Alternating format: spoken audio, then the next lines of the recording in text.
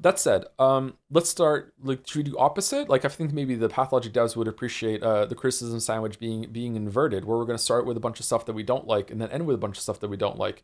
I think that the gameplay in this is terrible. It was interesting for one line. It was mildly inconvenient and starting to get tired in the second line, and it is just abysmal on the third line. And I feel like it was a huge, huge misstep and a missed opportunity, as we saw at the end here, to not give the player like the power of flight. With mind bullet, that's telekinesis. So, like I feel like giving her powers of infinite ammo and that you can heal someone just by touching them was not enough. They should have made it so you could teleport around the town to explain the blackouts that another character is taking control of you. They should have made it so you're just completely fucking immune to the plague, so you actually do feel like the source of the plague. They should have made it so you don't even need to eat. Maybe like they should have done like so much stuff to make you feel like this child god, while at the same time someone who doesn't understand their powers all that well and can still be like a kid. The gameplay was interesting enough the first time through. I feel extremely fortunate on two rounds. The first is that I had chat to help me when it came to things I need help with, like when it comes to some of the obtuse things. But this is a game old enough that I just would have Googled some stuff. When I know from experience playing older games, sometimes they are obtuse. You need to Google some stuff sometimes. I would have just Googled some stuff when it comes to this. So chat was like a more streamlined version of that. The second thing I feel fortunate is that I just somehow lucked into just immediately understanding what I was supposed to do with my nighttime. Like I feel like I'm a player that I don't like to like skip turns in games. I don't like to waste like time I could be playing. So I'm fortunate. I am that kind of player that I was able to realize, okay, just well, I filled up my bars. I'm well rested. I should go out and see what I can do with the night. Like maybe there's something I can do. I should go in and see if I can get into combat. And I found the muggers and I get resources from them. And it's like, okay, well, what can I get from trading with the kids? Well, these hooks seem like they're useless to me. I should trade some stuff. And that was so overkill. I was really successful with Bachelor. I ended the Bachelor run with so many resources and money that it was like, okay, that's great. I do think that the gameplay does, and we'll go into positives now.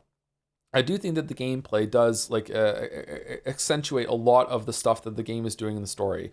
One of the best gameplay moments that is so easily forgotten now is the food prices spiking the hell and back on day two. That just blindsides you. You think food is going to be cheap, you have resources, and then day two, and you're like, holy shit! You really feel that you are just fucked. And just like you really feel the panic in the town. It's a really good way of marrying gameplay and story. It also explains why a bunch of people are rioting and they're going out in the streets and they're fighting each other and there's looting. Like it sets up the whole entire town for the rest of the time. Even though food never does become a problem, like really, like you always have access to food. You can always break into someone's house. You can always just like fight some people that the plague. Like it's very smart that while the plague is going on, you can run in and it's free looting as long as you dodge the clouds. And then when the plague has moved on, the next day you can go in without needing a lockpick and fight the other looters for the resources. Like there's always, you can't really like screw yourself too hard. So it's good that they did that. And I like that, but it just does not survive three playthroughs. It just doesn't. I'm sorry.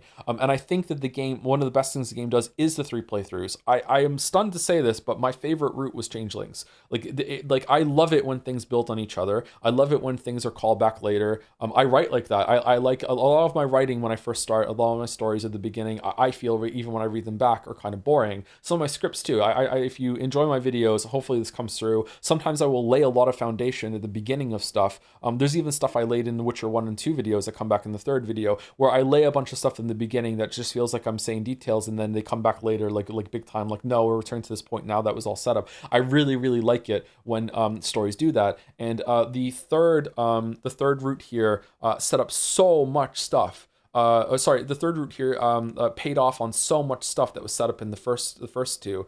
Way more than How Respects was paid off by Bachelor, although there was that. I feel like it was really, really smart to have Bachelor and How Respects to be like two sides of the same coin where you're seeing their stories kind of concurrently. They are different, don't get me wrong, but you're seeing two sides concurrently where there's these two people are just lost, but one is like from the upper class kind of thing and has a lot of support of the people, whereas the other one's this very downtrodden kind of like every man returning prodigal son that has to deal with a lot of shit, is a stranger but also is got a lot of ties to this place, and you're seeing two different sides of the same thing. And then I was expecting with Changeling, so okay, now the coin is going to turn into like this weird three-sided shape that we're going to see a third coin. It's like, nope, not at all. Like Changeling is fucking like completely different. It's like making fun of the other two even. Like this is Changeling stories now, motherfucker. Like it did pay off a lot at first. It kind of lulls you into a false sense of security, whereas like at first you're like, okay, I'm seeing what Changeling was, this weird wacky child that had like different things going on, and that's why she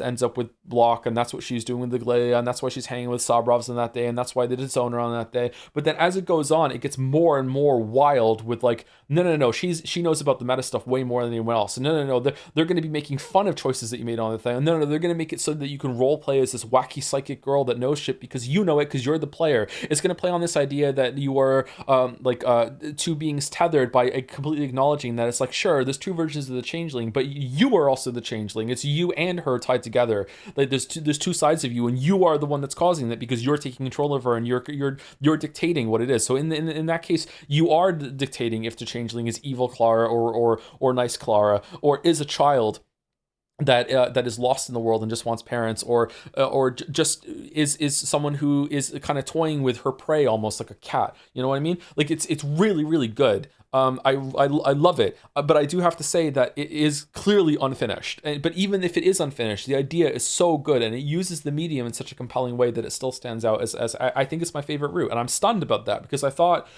for sure Bachelor would be my favorite route. I am the most like Bachelor, like of the three.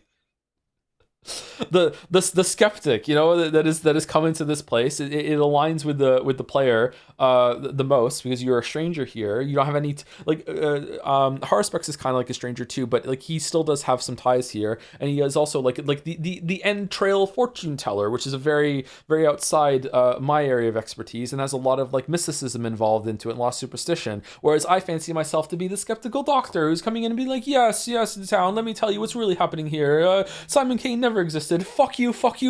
Let's burn this place down because they're fucking with me, and how dare they? Like I'm the most like Bachelor is the most like me of the three of them. So I thought Bachelor would be my favorite line. I think he's probably my least favorite. I think Haru was just such a Chad and just won me over, and is being able to dig into the entrails of the town and like literally and learn about all the things that were going on that Bachelor just was not privy to was way more interesting than seeing the warring factions of the family that are like, it was really like they have no real power and they're just whatever. Like, yeah, Haruspex was really, really good, but then Changeling just comes out of nowhere and just like slams you over with just this huge like successful like meta narrative about everything that's going on, and just like throws everything in the air. Like, what is even happening here? Was everything that happened to Bachelor, was that even real? Was there more here going on? Was he being lied to a lot? Like Lilich's relationship with Bachelor just completely flipped.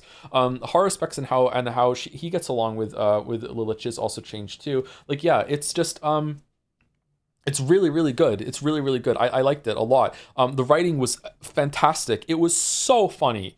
Chat, it was so funny. The way it was funny at the same time as being profound and like gives you chills while also making you laugh. Like I feel like I can't even decide what my favorite line was. And honestly, my top 5 candidates might be from today, okay? And we had the fucking egg conversation today, and like the highlights are still the stuff that happened. Like I can't decide. Like the fucking like Changeling fucking telling Bachelor, look up at Ava, she's on the railing and only you can see her, is so unbelievably funny, but so profound too. Like, just it's such a fucking punch to the gut to Bachelor and your experience as the Bachelor. Like, it's making fun of like when you go over and you have like this hallowed moment of being like, oh, here's the girl that was like fawning all over us and was like so special to us, and she killed herself because she was bought into the mysticism of this place and was just in league with the Canes and didn't even realize it, and was just taken advantage of even, and trying to give the soul to the cathedral. It doesn't even matter because the polyhedron is right next to it, and that's clearly the most fucking like you killed yourself to give the cathedral a soul while the polyhedron is in eyesight of it. Are you fucking stupid? Like that's what she did. And then it has this like really big moment where like Bachelor goes up and like almost like a religious moment where he's talking to Ava, which must have been like so difficult for him because he's not this kind of person that sees spiritualness. And then to have that moment like 40 hours later, in just one line, to be just so entirely dismantled and deconstructed as a punch to both you and your player experience Mrs. Bachelor in such a funny way, out of nowhere, in this place, as the party line that's the conversation's over with him. Fuck you, Bachelor, I'm done now. Is just such an achievement in writing. Like, to even think that you could have done that. Like, it's so fucking amazing. It doesn't pour over it. It doesn't talk about Ava. It's just one line, just boom, and they know that it's gonna hit with enough power, just be like, just done. Like my God, that might be my favorite line in the fucking game. I don't know, man. I can't believe it was so good. It was so fucking good. The game is so funny, but in a way that still has it just biting with it too. It just really gets you, and it's not even like a lot of humor. The Disco Elysium's humor usually is very biting as well, but it's also just making fun of society. It's making fun of a lot of universal things, a lot of universal like disgruntledness that a lot of people share about like all the different forms of like economic policy and how things are governmentally done and that sort of thing. This game does have some of that, but most of the time it's biting toward the player's experience, and also just the characters. Like it has so much setup with how it turns things on their head with making fun of the characters and then making fun of you. Like, oh my God, it's really, really good. I appreciate when things are funny. Because it's so hard to get right. Yeah, I wasn't expecting the game to be funny. I thought it was going to be really, really dry, and it wasn't. So yeah, like fucking fantastic. I have no idea what this is about. Look, I have no fucking clue what the message of this is supposed to be. I still feel like all this time later, it's sort of like the idea of like what society can do to themselves when they're faced with just unthinkable tragedy, and just like how it's so easy to fall into magical thinking and wanting to have a magical something really bad happened to us, but it must be for a reason. There must have been like God's will or whatever. I hate to say this because I hate to equate it to anyone who's gone through a tragedy of this scale. But if you've ever lost a family member, especially a young family member, and people will come up to you and say shit like, "Oh, well, you know, she was just too beautiful for this world, and that's why God decided to take her." You know what I mean? Like that sort of like, fuck off. How dare you wrap my fucking loss up in some fucking religious horseshit that your God was so fucking capricious and evil, that my child was such an angel they had to take her from me. You know what I mean? I'm role playing as I've never lost a child. I'm just role playing as someone who may have lost a child, because I think about the children dying all the time because I'm fucked up and like I fret about it a lot. But like that's I feel like that's what happened here. Like there's just so much bad has happened to this place, and it makes sense about like they would try to find some comfort and solace in just anything that could make it make sense to them. And there's just so much of that. There's just so much history here. The place feels really real with all of its like compounded on like rituals and superstitions and family heritage, and just like the kids inheriting from the parents and seeing from their example. The kids are remarkably mature. The kids are some of the most interesting things in this game. The way the kids have their own secret society and have clean places and are really ready to take up the mantle way before their time. Like no one in this place is like an immature kid that's just like, you know, picking their nose and scratching their butt and kicking bottles around. Like it's just really, it's really interesting. But having said all that, to return to the last point of the criticism sandwich, it is just so difficult to fucking see all of that. Like, my God, the amount of walking and downtime between like all of the things that you need to do to see here. And it's just, it's worth it. Surprisingly, it's worth it, but I wish it wasn't. I feel like it didn't have to be that way. I feel like we could have had it with less walking and less downtime.